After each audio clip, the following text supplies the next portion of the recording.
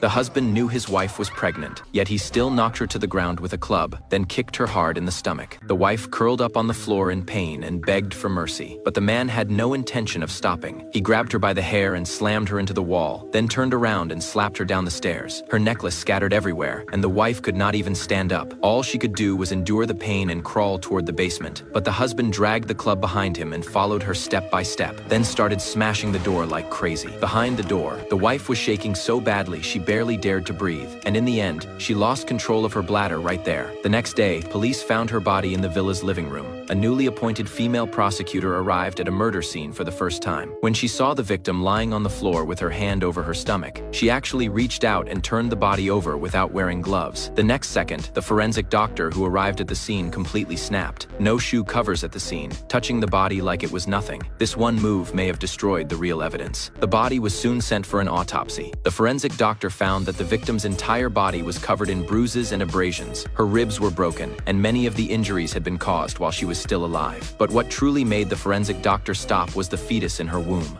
This woman, beaten until her body was covered in wounds, had actually been pregnant. The female prosecutor flew into a rage the moment she heard this and immediately brought the husband in as the prime suspect. But the husband was unbelievably arrogant. Facing his wife's autopsy photos, he showed no panic at all. He even ate food and played on his phone in the interrogation room, leaving every question to his lawyer. The female prosecutor brought up the missing club from the scene and pointed out that the injuries on the wife's body matched the shape of that club. But unexpectedly, the lawyer immediately pulled out surveillance footage showing that when the husband left the house, the wife was still alive. In other words,